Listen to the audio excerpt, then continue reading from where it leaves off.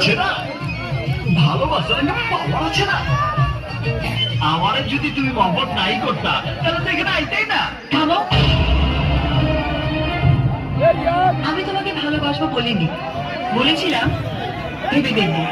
উনি তুমি এইভাবে কথা বলতেছো কেন? কিভাবে তোমার সাথে কথা বলবো, কিভাবে? ভালো হাইট আর ডায়লগ সাদা বলে নিজেকে কি মনে করো? ঢাকা শহরের সব মেয়েরা তোমার পেছনে পাগল হয়ে ঘুরবে। কি কোয়ালিটি আছে তোমার এই বডিটা ছাড়া? বোঝো একটা শিক্ষিত মেয়ের রুচি কি, কেমন ছেলে তারা পছন্দ করে? শুদ্ধভাবে কথাটা বলতেও শেখনি। স্ট্রেঞ্জ, আমি থার্ডার হয়ে যাচ্ছি। তোমার মতো একটা ছেলে মেয়ে ভালোবাসে আমাকে।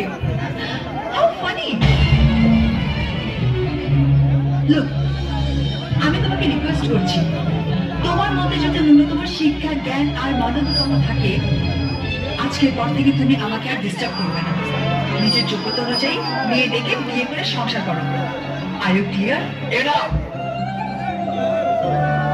জানো মনিকা, একটা জীবনকে সুন্দরভাবে বাঁচতে হলে আর একটা জীবনের ছোঁয়া লাগে। আমি মনে করেছিলাম তোমার ভালোবাসার স্পর্শে আমার জীবনটাকে সাজাবো, সে তো আর হলো না। মনিকা, আমি জানতাম পৃথিবীতে এমন কিছু মানুষ আছে যারা ভালোবাসে কিন্তু তাদের ভালোবাসা জয়ী হয় না।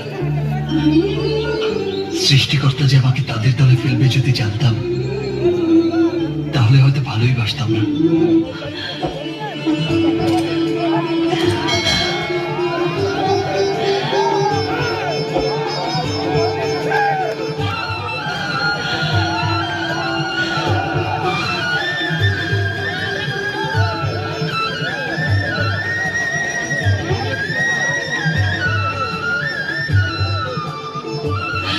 যে চাওয়ায় এত পবিত্রতা, যে ভালোবাসায় এত শক্তি, সে ভালোবাসা উপেক্ষা করার শক্তি যে আমার নেই।